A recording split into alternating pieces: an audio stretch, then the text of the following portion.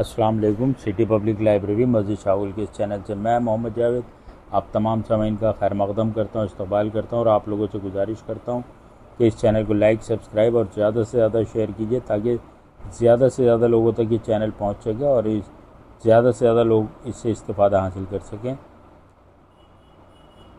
رسوم دہلی مقدمہ حصہ چہارم۔ بسم اللہ الرحمن الرحیم۔ یہی ترک ہندوستان میں جب حملہ آور کی حیثیت سے داخل ہوئے تو ہندوستان کے وسیع علاقے میں آریائی تہذیب پھیلی ہوئی تھی۔ اس تہذیب سے سابقہ پڑا جو مسلم تہذیب نہیں بلکہ افغانی تہذیب، منگول تہذیب اور ایرانی تہذیب تھی۔ ہندوستان پر جن مسلم بادشاہوں نے حکومت کی، ان میں دو چار کو چھوڑ کر کسی نے بھی حکومت کی بنیاد اسلامی قوانین پر نہیں رکھی۔ اس کی بڑی وجہ یہ ہے کہ وہ مسلم مجاہد نہیں بلکہ ایسے حکمراں تھے جو اپنی سیاسی مصلحتوں کے پیش نظر ملک کے قوانین بناتے تھے۔ جب آریہ ہندوستان آئے تو یہاں کے جنگلی قبیلوں اور دراوڑیوں نے شدت سے ان کی مخالفت کی تھی اور کافی عرصے تک ان میں جنگ و جدل چلتی رہی، لیکن پھر آہستہ آہستہ مفاہمت پیدا ہونا شروع ہوئی، نفرتیں دور ہوئیں اور آپس میں گھل مل کر رہنے لگے۔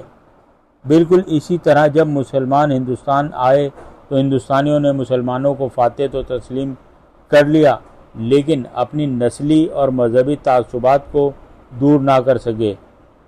پہلے ہنو اور گوجروں کو ملیچ کہا جاتا تھا، اب وہی لفظ مسلمانوں کے لیے استعمال ہونے لگا۔ کچھ دن تک مسلمان بھی یہاں کے مقامی آبادی سے کنارہ کش رہے۔ حکمراں کی حیثیت سے وہ مقامی لوگوں کو حقارت کی نظر سے دیکھتے تھے۔ ہاں، سیاسی مصلحتوں سے یا حکومت کی ضرورتوں کی وجہ سے انہوں نے ہندوؤں کو ہر طرح کی ملازمتیں دیں۔ مسلمان بادشاہ اپنے ساتھ جو مذہب لائے تھے وہ سیاست کا تابع ہو چکا تھا، اس لیے کچھ عرصے بعد مسلمان بادشاہوں نے ہندوستان کی ہندی آبادی سے مفاہمت کی مختلف طریقے اختیار کیے۔ دربار اور فوج کے اہم اور غیر اہم عہدوں پر ہندوؤں کا تقرر کیا گیا۔ ہندوستان کے فنون لطیفہ اور یہاں کی اہم ترین زبان سنسکرت اور اس کے آداب کی نہ صرف سرپرستی کی گئی بلکہ اس کی ترقی اور فروغ کی کوشش کی گئی۔ مسلم بادشاہوں کے اس رویے کے بارے میں ڈاکٹر رام آسرا نے لکھا ہے، تاریخ غیر مطالعے سے معلوم ہوتا ہے کہ بیشتر مسلم بادشاہوں کو مذہب سے زیادہ لگاؤ نہیں تھا۔ ان کی مذہبی پالیسی بھی عموماً سیاست کی زیر اثر مرتب ہوئی تھی، اسی لیے کبھی وہ علماء کو اپنے ساتھ ملانے کے لیے ہندوؤں پر سختی کرتے تھے اور کبھی علماء کا زور توڑنے کے لیے ہندوؤں کو اپنے ساتھ ملا لیتے تھے۔ بادشاہوں کی یہ سیاسی پالیسی محض برسر اقتدار رہنے کے لیے ہوتی تھی، جو کسی سخت اصول کی پابند نہیں تھی۔ اسی لچکدار سیاسی پالیسی کے پیش نظر محمود غزنوی نے ہندوؤں کی طرف دوستی کا ہاتھ بڑھایا۔ سومناتھ کا فتح کیا ہوا علاقہ وہاں کے ایک راجہ سکھپال کو سونپ دیا۔ سیاسی اغراض کے تحت کالنجر کے راجہ کے خلاف قنوع کے راجہ کنور رائے کی مدد کی۔ اس کے علاوہ وہ متعدد بار ہندوستانیوں کو اپنے ساتھ غزنی لے گیا، جہاں انہوں نے اسلامی علوم میں مہارت حاصل کی۔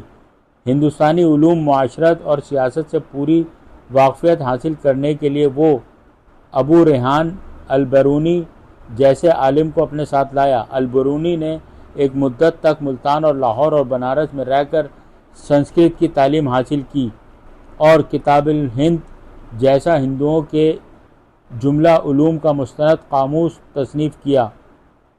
اسی طرح سلطان محمود کے بیٹے مسعود کے ہندی رسالے کا ایک افسر سووند رائے کرما و ہرات کے حملے میں پیش رہا۔ اس نے ہندی مقبوضات کی گورنری اور سپہ سالاری پر تلک نامی ایک ہندو سردار کو مقرر کیا، جس نے بعد میں غزنی جا کر اسلامی علوم میں مہارت حاصل کی۔ سلطان محمود نے لاہور میں جو سکہ چلایا اس کے ایک طرف عربی اور دوسری طرف سنسکرت عبارتیں منقوش تھیں۔ اس کے جانشینوں کے رائج کردہ سکے بھی بہت حد تک ہندوستانی سکوں سے ملتے جلتے تھے۔ ان کی ایک طرف گھڑ سوار اور دوسری طرف نندی بیل کی تصویر ہے۔ ان کے ایک طرف سنسکرت حروف میں سری ہمیر یعنی امیر اور دوسری طرف سمنتا دیو مرقوم ہے۔ اس طرح غوریوں کے سکوں پر بھی ایک طرف لکشمی کی تصویر ہے اور دوسری طرف سری محمد بن سام لکھا ہے۔ مہارانی کملا دیوی علاؤالدین خلجی کے قلعے میں داخل ہوئی تو قلعہ سلطانی کا نام راج گڑھ رکھا گیا اور محل کے اندر اور باہر ایرانی جھنڈے کے ساتھ ساتھ ہندوستانی جھنڈا بھی لہرانے لگا۔ تغلق بادشاہوں اور بعد میں شیر شاہ سوری کے ہندوؤں اور مسلمانوں میں محبت اور اخوت پیدا کرنے کی کوشش بھی اسی سلسلے کی اہم کڑی ہے۔ اکبر پہلا ہندوستانی مسلمان بادشاہ ہے جس نے حکومتی امور اور اجتماعی زندگی میں سیاست کو مذہب پر ترجیح دی۔ اس نے ہندوؤں پر عائد جزیہ ختم کر دیا۔ یہ اکبر کی سیاسی مصلحت سے زیادہ انسان دوستی تھی جو اس نے اعلان کیا کہ کسی بھی ہندوستانی کو خواہ وہ کسی بھی مذہب سے تعلق رکھتا ہو غلام نہیں بنایا جا سکتا۔ شیر شاہ سوری نے بعض اہم عہدوں پر ہندوؤں کا تقرر کیا تھا لیکن یہ عام پالیسی نہیں تھی۔ اکبر نے فوجی اور سرکاری تمام عہدوں کے لیے اور مسلمانوں کی تفریق کو ختم کر دیا۔ پہلی بار بہت بڑی تعداد میں ہندو جاں بازوں، دانشوروں، سیاستدانوں اور فنون لطیفہ کے ماہروں کی صلاحیتوں کا سرکاری طور پر اعتراف کیا گیا۔ عبد القادر بدایونی، فیضی، ابوالفضل، عبد الرحیم خانہ اور ملا دو پیازہ کے ساتھ ساتھ ٹوڈرمل، راجہ مان سنگھ، تانسین، تلسی داس، سورداس جیسی عظیم شخصیتوں کو بھی دربار میں قابل احترام جگہ دی گئی۔ اکبر نے راجپوت شہزادیوں سے شادیوں کی روایت قائم کی اور اس نے دین الہی کی بنیاد رکھی جس میں وہ ناکام رہا۔ مذہب اسلام کے نقطہ نظر سے دین الہی کے بارے میں چاہے جو کچھ کہا جائے لیکن اس حقیقت سے انکار نہیں کیا جا سکتا کہ دین الہی ایک مذہب نہیں بلکہ ہندوستان کے مخصوص حالات میں پیدا ہونے والی ایک ایسی تحریک تھی جس کی بنیاد پر انسان دوستی، رواداری اور مساوات پر تھی۔ اکبر نے جس مذہبی رواداری اور قومی اتحاد کی روایت قائم کی وہ بہادر شاہ ظفر تک قائم رہی۔ جب مسلمان صوفیوں نے وحدت الوجود کے فلسفے کی تبلیغ کی تو ہندوؤں کو یہ فلسفہ ویدانت کے فلسفے سے ہم آہنگ نظر آیا اور نفرت کی جو دیواریں دونوں مذاہب کے درمیان کھڑی تھیں آہستہ آہستہ گرنے لگیں۔ ان دونوں مذاہب کے لوگوں کو ایک دوسرے سے بہت قریب لانے میں بھکتی تحریک کا بہت بڑا ہاتھ ہے۔ بھکتی تحریک کا آغاز 11ویں صدی میں جنوبی ہند میں ہوا۔ اس سلسلے کے پہلے بزرگ رامانش تھے جنہوں نے تحریک کے لیے فلسفیانہ اساس فراہم کی۔ کچھ ہی عرصے میں یہ تحریک جنوب ہند سے نکل کر شمالی ہند میں پھیلنی شروع ہوئی۔ اس عہد میں راجپوت ریاستوں میں ویشنو مت فروغ پا رہا تھا۔ اس تحریک نے وشنو مت کو تقویت پہنچائی۔ 2-3 صدیوں بعد اس سلسلے میں بھگت رامانند پیدا ہوئے جن کی بدولت اس تحریک کو غیر معمولی فروغ حاصل ہوا۔ رامانند سے پہلے بھکتی کی بنیاد وشنو پر تھی۔ رامانند نے رام چندر جی کو موضوع بنایا۔ اس تحریک میں اتنی وسعت اور فراغ دلی تھی کہ مسلمان بھی متاثر ہونے لگے۔ 16ویں صدی کے آغاز میں کبیر نے اس تحریک کو ایک ایسا رخ دیا کہ مسلمانوں کی رہی سہی مغایرت بھی ختم ہو گئی۔ انہوں نے ایک ایسے خدا کا تصور پیش کیا جو مسلمانوں کے خدا کے تصور سے ہم آہنگ تھا۔ کبیر نے اپنے دوہوں اور گیتوں کے ذریعے اس فلسفے اور عقیدے کی تبلیغ کی جس سے ہندوؤں اور مسلمانوں دونوں میں غیر معمولی مقبولیت حاصل ہوئی۔ کبیر کے علاوہ تلسی داس، سورداس اور رائے داس نے بھی مذہبی تہذیب یکجہتی کے لیے شعوری کوششیں کی۔ مسلمانوں میں یہ کام محمد جائز، شیخ منجن اور قطبن وغیرہ نے کیا۔ ان حضرات نے ہندو کرداروں اور ہندوستانی موضوعات کے سہارے ہندو مسلم عوام کو تصوف کے مسائل سمجھانے کی کوشش کی۔ دکنی شاعروں نے ہندوستانی قصوں پر مبنی مثنویاں لکھی۔ اس سلسلے میں نظامی کے قدم راؤ، پدم راؤ، نصرتی کے پھول بند، تحسین کے کام روپ اور غوازی کے کنور منوہر اور مدھو مالتی وغیرہ خاص طور سے قابل ذکر ہیں۔ برج بھاشا کے شاعروں میں عبدالرحیم خانِ خانہ، عالم شیخ، آرزو خاں محبوب، حافظ موسیٰ، مبارک علی خاں رجب نے بھی دونوں فرقوں کی جذباتی آہنگی کے لیے شعوری کوششیں کیں۔ صوفیوں، سنتوں اور شاعروں کی شعوری کوششوں سے مذہب کے بنیادی اختلافات اس حد تک دور ہو گئے کہ ہندو مسلمان صوفیوں کے مرید ہوتے تھے اور مسلمان ہندو بزرگوں کے، سلطان سخی سرور کے مریدوں میں ہندوؤں کی تعداد غیر معمولی تھی۔ ان ہندو مریدوں کو سلطانی کے نام سے یاد کیا جاتا ہے اور یہ لوگ پنجاب کے مختلف اضلاع میں آج بھی موجود ہیں۔ بنگال کے چیتنیا مہاپربھو کے بہت سے چیلے مسلمان تھے۔ حضرت معین الدین چشتی اجمیری کے معتقدوں میں بڑی تعداد ہندوؤں کی بھی تھی۔ آج بھی بڑی تعداد میں ہندو سبھا کو درگاہ پر ماتھا ٹیک کر اپنے کاروبار پر جاتے ہیں۔ گرو نانک کے مریدوں میں مردانہ بھی شامل تھے جو ہر وقت اپنے مرشد کے ساتھ رہتے تھے۔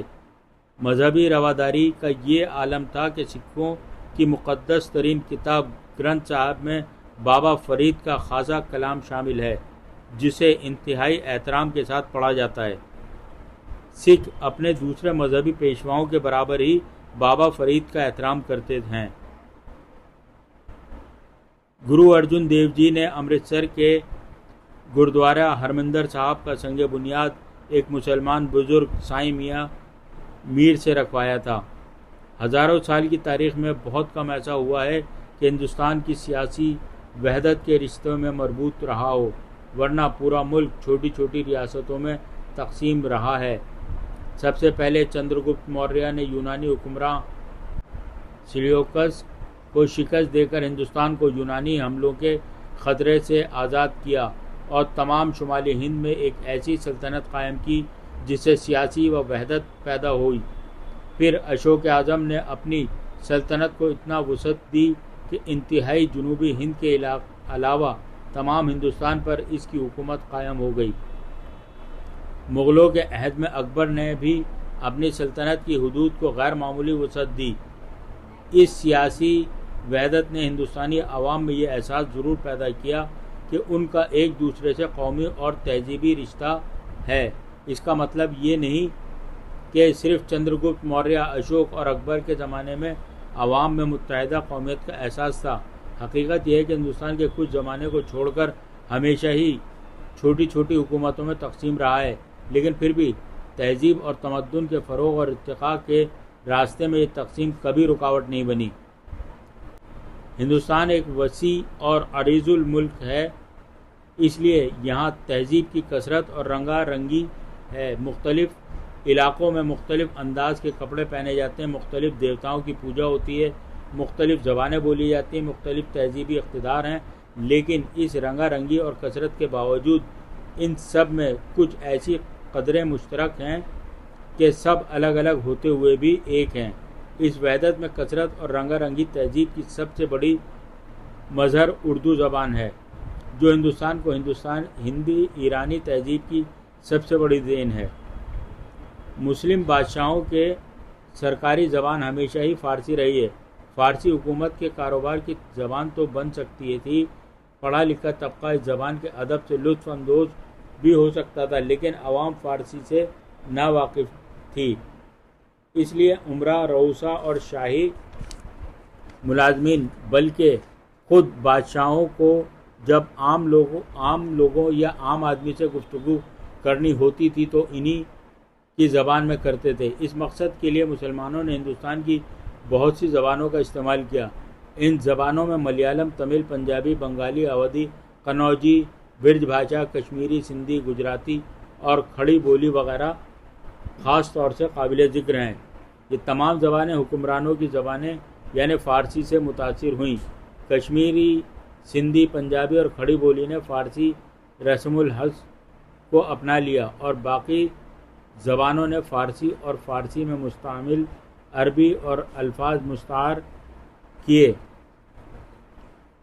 جنوبی ہند کی زبان اور خاص طور سے ملیالم اور کوکنی نے براہ راست عربی سے الفاظ مستعار لیے اور کھڑی بولی نے تو فارسی سے اس حد تک اثر قبول کیا کہ باقاعدہ ایک ادبی جماعت بن گئی۔ لسانی اعتبار سے جدید اردو اور جدید ہندی دونوں اس بولی کا نکھرا ہوا اور ترقی یافتہ روپ ہیں جو دہلی اور اس کے آس پاس بولی جاتی تھی اور جس کا نام کھڑی بولی تھا۔ یہ بولی مغربی ہندی کے 5 بولیوں میں سے ایک تھی، باقی 4 ہریانی، برج، قنوجی اور بندیلی تھی۔ مغربی ہندی شورسینی اب بھرنش کی ترقی یافتہ شکل تھی۔ جب مسلمان بادشاہوں نے دلی کو اپنا دارالخلافہ بنایا تو کھڑی بولی بھی ترقی کرنے لگی۔ اس نے درباری زبان یعنی فارسی سے متاثر ہونا شروع کیا۔ شمالی ہند میں غالباً امیر خسرو پہلے شاعر تھے جنہوں نے کھڑی بولی کو ادبی اظہار کا ذریعہ بنایا۔ ابھی کھڑی بولی کا ڈھانچہ ایسا تیار نہیں ہوا تھا کہ اسے ادبی زبان کہا جا سکتا۔ 1504 عیسوی میں سکندر لودھی نے دلی کو چھوڑ کر آگرے کو اپنا دارالخلافہ بنا لیا۔ نتیجہ یہ ہوا کہ کھڑی بولی ٹھٹر کر رہ گئی اور آگرے میں برج بھاشا نے وہ مقام حاصل کر لیا جو دلی میں کھڑی بولی کا تھا۔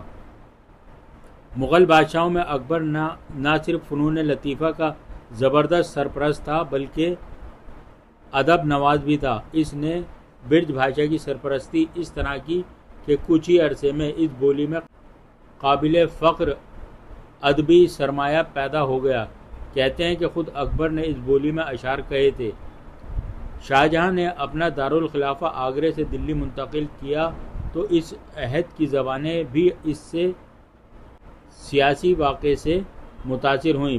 برج بھاشا سرپرستی سے محروم ہو گئی اور کھڑی بولی کو ایک بار پھر وہ وقار حاصل ہو گیا جو اس نے صدیوں کا پہلے کھو دیا تھا۔ شاہجہاں کے زمانے سے اورنگزیب کے عہد تک کھڑی بولی کی ادبی ترقی کی رفتار سست رہی۔ غالباً اس کی بڑی وجہ فارسی کی غیر معمولی مقبولیت تھی۔ مغل دربار میں فارسی کے زوال نے کھڑی بولی کی ترقی کی رفتار کو تیز کیا اور بہت سے فارسی شعراء اس زبان کی طرف متوجہ ہوئے۔ کھڑی بولی نے فارسی سے نہ صرف الفاظ مستعار لیے بلکہ تلمیحات، تشبیہات، استعارات، اصناف سخن اور شاعرانہ مزاج بھی اس مستعار لیا۔ اس زبان کی تشکیل اور اس کے ادب کی فروغ میں تمام مذاہب کے لوگ نے نمایاں حصہ لیا۔ اس لیے اس زبان کا بنیادی کردار سیکولر اور متحد قومیت کا آئینہ دار تھا۔ صوفیاء کرام اور ہندو بزرگوں اور صوفیوں نے جس انسان دوستی اور مذہبی رواداری کی تعلیم دی تھی اس کا پورا عکس اردو شاعری میں نمایاں نظر آتا ہے۔ بے شمار مسلمان شعراء نے رام چندر جی، کرشن جی، گوتم بدھ، مہاویر سوامی اور دوسرے غیر مسلم پیغمبروں اور بزرگوں پر نظمیں لکھیں۔ اسی طرح غیر مسلم شعراء نے حضرت صلی اللہ علیہ وسلم، حضرت علی رضی اللہ تعالیٰ عنہ، حضرت امام حسین کو خراج عقیدت پیش کیا۔ اردو شاعری نے ہمیشہ ہی انسان دوستی اور مذہبی رواداری کی تبلیغ کی، دیر و حرم کے تفریق کو تسلیم نہیں کیا، شیخ اور برہمن کی ظاہر داریوں کا مذاق اڑایا، ملک اور قوم سے محبت کے گیت گائے۔ یہ تو ممکن ہی نہیں تھا کہ باہر سے آنے والے مسلمانوں نے ہندوستان کی تہذیب اور یہاں کے رسم و رواج کو متاثر نہ کیا ہو اور خود بھی متاثر نہ ہوئے ہوں۔ ہندوستان کے کھانوں، آداب و اطوار، رہن سہن اور لباس وغیرہ پر باہر سے آنے والے مسلمانوں اور خاص طور سے مغلوں کا گہرا اثر رہا ہے۔ اس طرح مسلمانوں کی فکر، ان کے رسم و رواج، زندگی کے مختلف شعبے یہاں کی زندگی سے متاثر ہوئے۔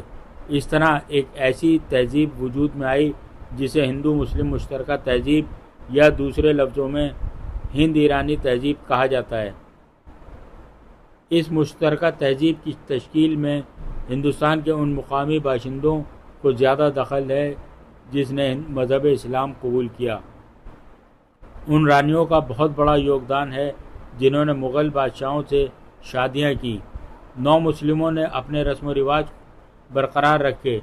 صرف اتنا ہوا کہ جن ہندو رسموں میں سنسکرت کے اشلوک پڑھے جاتے تھے ان میں قرآن کی آیتیں پڑھی جانے لگیں، جس کی بہت سی مثالیں رسوم دہلی میں ملیں گی۔ موت کے تیسرے روز ہندوؤں میں تیجا ہوتا ہے۔ مسلمانوں نے یہ رسم ہندوؤں سے لی ہے اور اس کا نام پھول یا فاتحہ سوم رکھا ہے۔ اس موقع پر ہندوؤں میں سنسکرت کے اشلوک پڑھے جاتے تھے اور مسلمانوں میں چنوں پر قرآن پڑھا جاتا ہے۔ اس رسم کی پوری تفصیل سید احمد دہلوی صاحب نے اس کتاب میں پیش کی ہے۔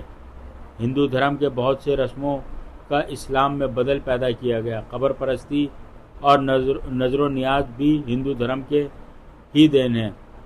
غرض یہ کہ ہندوستان کے مسلمانوں نے بیشتر رسمیں ہندوؤں سے لی ہیں۔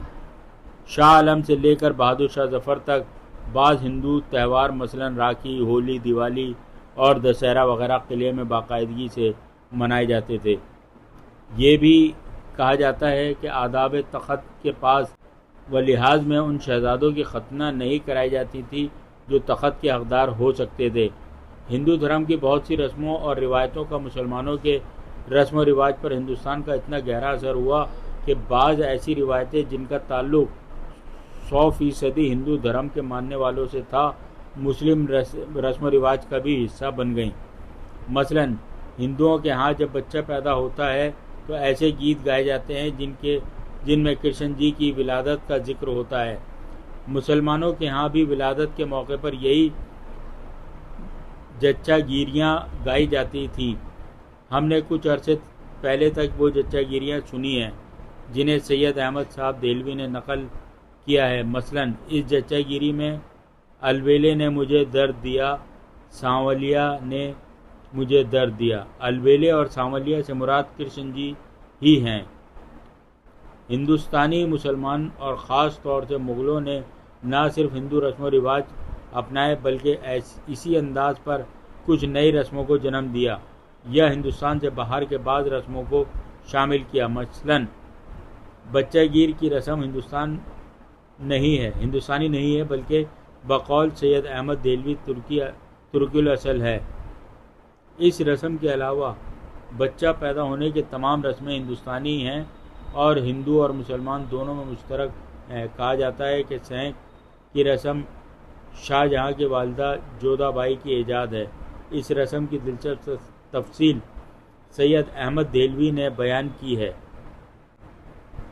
ہندوستانی مسلمانوں نے ہندوستان کے بعض ایسے رسم و رواج بھی اپنا لیے جو اسلامی تعلیمات کے خلاف تھے۔ مثلاً اسلام نے بیوہ کی شادی پر بہت زور دیا ہے، لیکن ہندوستان میں بیوہ کی شادی کو معیوب سمجھا جاتا تھا۔ مسلمانوں نے بھی اس روایت کو اپنا لیا۔ بڑے شہروں میں تو یہ لعنت بہت کم ہوتی جا رہی ہے، لیکن دیہی علاقوں میں اب بھی کافی حد تک برقرار ہے۔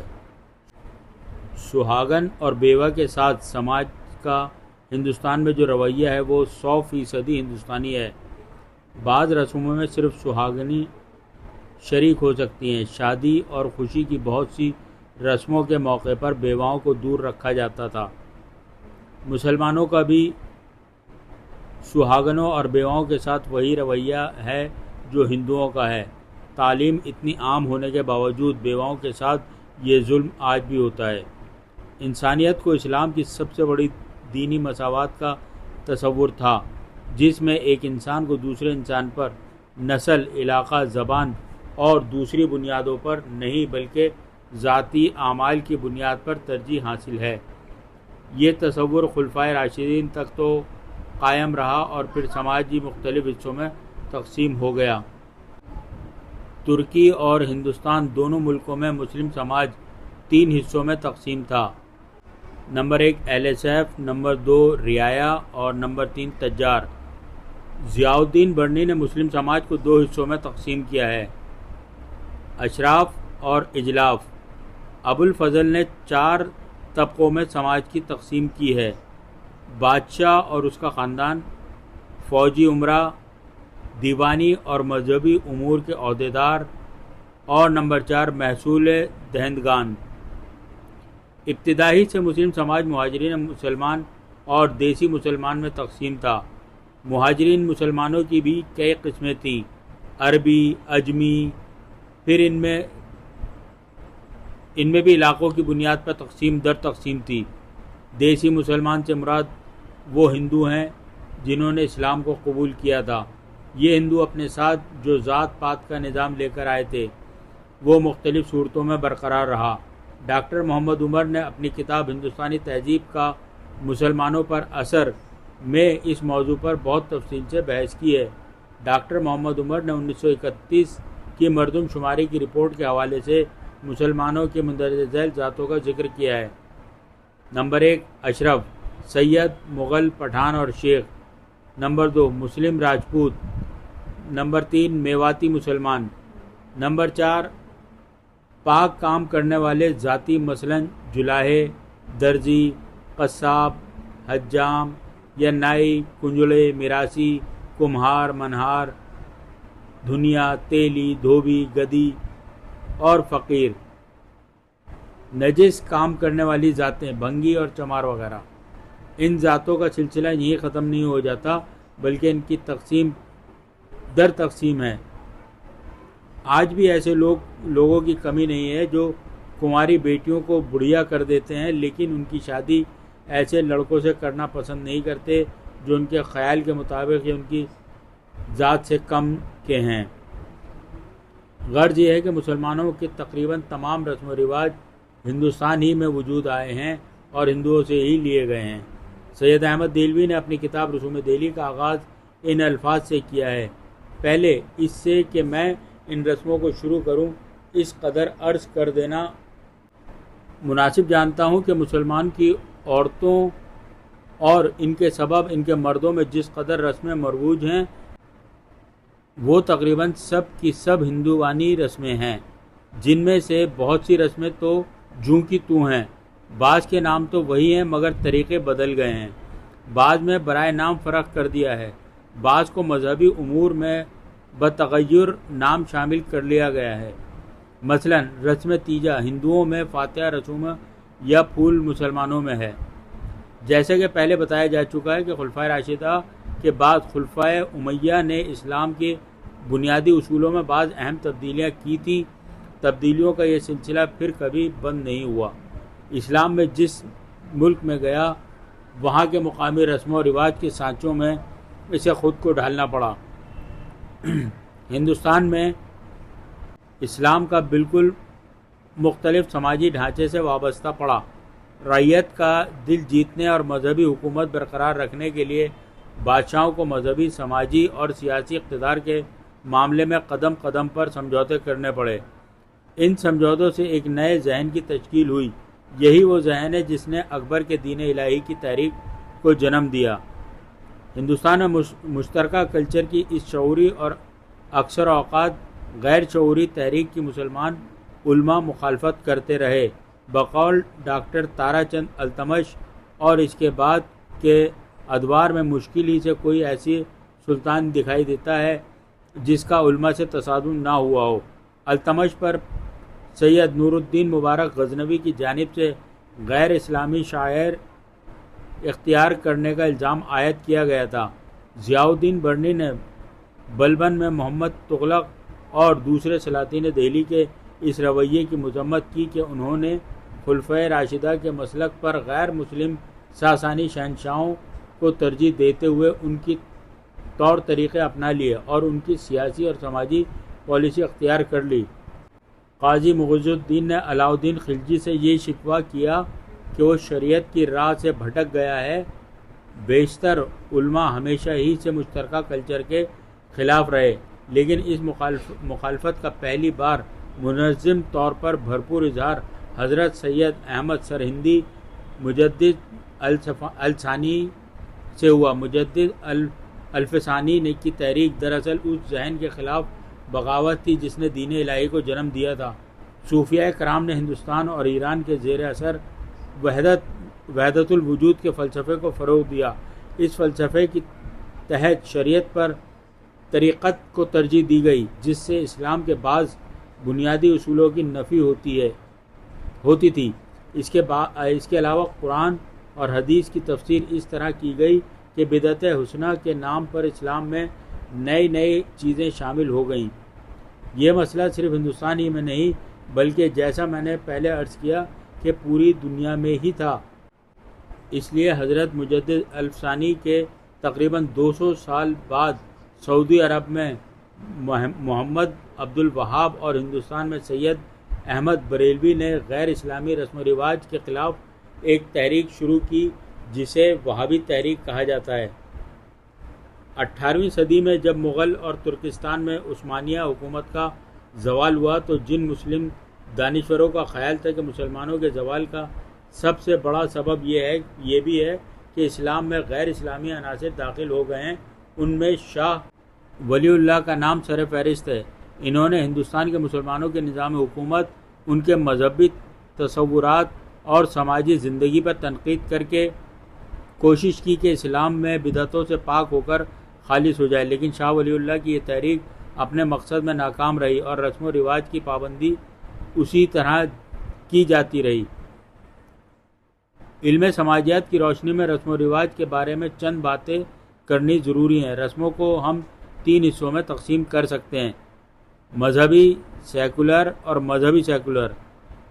مذہبی رسم وہ ہیں جن کا تعلق کسی مذہب سے ہوتا ہے، مثلا مسلمانوں میں نکاح، ولیمہ، بچوں کے کان میں اذان دینا، عقیقہ، ختنہ، نماز، روزہ، فاتح صوم اور 40واں وغیرہ مذہبی رسمیں ہیں۔ نمبر 2 سیکولر رسمیں: ستوانسا، نوماسا، سردان، رت جگہ، رقہ، منگنی، مائیوں بٹھانا، اپٹن کھیلنا، ساچک، مہندی لگانا، برات، چوتھی، چالے وغیرہ یہ وہ رسمیں ہیں جن میں مذہب کو دخل نہیں۔ یہ سماجی رسوم ہیں۔ بات بھیجنے اور رقعے کے علاوہ تمام رسومیں ہندوؤں سے لی گئی ہیں۔ مذہبی سیکولر تیسری طرح کی رسمیں وہ ہیں جو بنیادی طور پر سیکولر ہیں لیکن قرآن شریف رکھ کر یا قرآن شریف کے بعض آیتیں پڑھ کر ان پر تھوڑا سا مذہبی رنگ چڑھا دیا گیا ہے۔ مثلا گھوڑی چڑھانے کی رسم ہندوؤں اور مسلمانوں دونوں میں تھی۔ ہندو بچے کو گھوڑی پر بٹھا کر مندر اور مسلمان مسجد یا درگاہ لے آتے تھے۔ بسم اللہ ایک ایسی رسم ہے جس میں بچے کی تعلیم کا آغاز کیا جاتا ہے۔ بچے سے پہلے بسم اللہ پڑھوائی جاتی ہے اور پھر اقرا بسم ربک الذی خلق کے علاوہ الفاظ کہلوائے جاتے ہیں۔ مونچھوں کے کنڈوں میں حضرت کے نام کی نیاز دلواتے ہیں۔ عارسی مصحف میں دولہا اور دلہن کے درمیان قرآن شریف رکھ دیا جاتا ہے۔ غرض یہ رسوم سیکولر ہیں لیکن ان کو معمولی سا مذہبی رنگ بھی دے دیا گیا ہے۔ ہماری بیشتر رسوم وہ ہیں جو اس وقت سے رائج ہیں جب سے انسان نے سماجی زندگی کا آغاز کیا ہے۔ کوئی ایک بھی رسم ایسی نہیں ہے جو بے وجہ ہو۔ ہر رسم کی بنیاد کسی نہ کسی مقصد پر ہے۔ اس لحاظ سے رسوم کو 3 حصوں میں تقسیم کیا جا سکتا ہے: نمبر 1 سماجی رسوم، مذہبی رسوم، نمبر 3 نفسیاتی رسوم۔ سماجی رسوم: جب سے سماج میں فرد کوئی نئی حیثیت اختیار کرتا ہے تو کچھ رسوم کی ادائیگی کی جاتی ہے۔ یہ رسوم فرد کی نئی حیثیت کا اعلان کرتی ہے۔ مسلمانوں میں نکاح اور ہندوؤں میں پھیرے غیر شادی شدہ افراد کا شادی شدہ ہونے کا اعلان کرتے ہیں۔ تمام مذاہب میں شادی کے موقع پر مختلف رسوم اسی حقیقت کا اعلان کرتی ہیں۔ سماج میں عورت کے مقابلے میں مرد کو زیادہ اہمیت حاصل ہے، اس لیے بیشتر سماجی رسوم بیٹے، شوہر اور باپ کے لیے ہیں۔ ہندوؤں میں اپنینا یعنی جنیو پہنانے کی باقاعدہ رسم ادائیگی کی جاتی ہے۔ اس رسم کا مقصد یہ اعلان کرنا کہ بچے نے جوانی میں قدم رکھا۔ بسم اللہ ہدیہ، آمین، مونچھوں کا کونڈا اور پگڑی باندھنا وغیرہ اسی طرح کے سماجی رسوم ہیں۔ ہندوستانی سماج میں لڑکوں اور لڑکیوں کے آزادانہ اختلاط پر ہمیشہ پابندی رہی ہے۔ بعض رسوم ایسی ہیں کہ کچھ دیر کے لیے یہ پابندی ختم کر دی جاتی ہے۔ اپٹنا کھیلنا اور چوتھی میں ایک دوسرے پر پھول اور پھل مارنے اور ہندوؤں میں ہولی کھیلنے کی رسموں کا یہی مقصد ہے۔ مذہبی رسوم، نماز، روزہ، زکوٰۃ، حج اور اس طرح کی دوسری رسوم کا مقصد سماجی برائیوں سے بچنا اور ذہنی آسودگی حاصل کرنا ہے۔ نمبر 3، نفسیاتی رسوم۔ جب فرد کی شادی ہوتی ہے یا بچہ پیدا ہوتا ہے یا کسی کا انتقال ہوتا ہے تو ان تینوں صورتوں میں فرد کے ذہن پر ان واقعات کا گہرا اثر ہوتا ہے۔ شادی کی رسمیں اس لیے ہوتی ہیں کہ لڑکا اور لڑکی اپنے نئے رشتہ داروں سے اچھی طرح واقف ہو جائیں اور نئی ذمہ داریوں کے لیے تیار ہو جائیں۔ چونکہ شادی کا اثر لڑکی کے ذہن پر زیادہ ہوتا ہے اس لیے اس کے لیے زیادہ رسمیں ہوتی ہیں۔ چوتھی، چالے اور شادی کے بعد دوستوں اور عزیزوں کی طرف سے دعوتوں کا مقصد یہی ہوتا ہے کہ وہ دولہا دلہن اپنے نئے رشتہ داروں سے مل کر بے تکلف ہو سکیں۔ بچہ پیدا ہوتا ہے تو ماں اور باپ دونوں کی نئی ذمہ داریاں شروع ہوتی ہیں۔ ماں باپ کو اس نئے رول کے لیے تیار کرنے کے لیے بہت سی رسمیں ادا کی جاتی ہیں۔ پہلا بچہ پیدا ہونے سے پہلے ماں ایک فطری خوف کا شکار ہوتی ہے۔ گود بھرائی، ستواں اور نوماسا جیسی رسومات سے اس خوف میں کچھ کمی آ جاتی ہے۔ کسی عزیز کی موت کے بعد جو رسمیں ادا کی جاتی ہیں وہ بھی ذہنی سکون کا سامان فراہم کرتی ہیں۔ غرض یہ ہے کہ یہ رسمیں ہمارے ذہنوں کی آسودگی کا سامان فراہم کرتی ہیں، نئے حالات سے ہم آہنگ ہونے میں ہماری مدد کرتی ہیں، غیر یقینی حالات میں ہمارے دل اور دماغ کو صبر و سکون پہنچاتی ہیں۔ بعض رسوم تفریح، طبع اور انسان کا دل بہلانے کے لیے ادا کی جاتی ہیں۔ رسوم دہلی کا ایک ایڈیشن ترقی اردو بورڈ کراچی نے مرتب کیا تھا۔ سید یوسف بخاری نے سید احمد دہلوی کے حالات لکھے جو مقدمے کے طور پر اس ایڈیشن میں شامل کیے گئے ہیں۔ نومبر 1962 میں اردو اکیڈمی سندھ کراچی سے یہ ایڈیشن شائع کیا۔ چونکہ اس ایڈیشن میں صحت متن کا بہت خیال رکھا گیا ہے اس لیے زیر نظر ایڈیشن کے متن کی بنیاد اسی نسخے ہی پر ہے۔ یوسف بخاری صاحب نے رسوم دہلی کے فرنگ بھی مرتب کی تھی جو ترقی اردو بورڈ ایڈیشن کے آخری میں شامل ہے۔ ان کے شکریہ کے ساتھ یہ فرنگ اس ایڈیشن میں بھی شامل کی جا رہی ہے۔ خلیق انجم، جزاک اللہ۔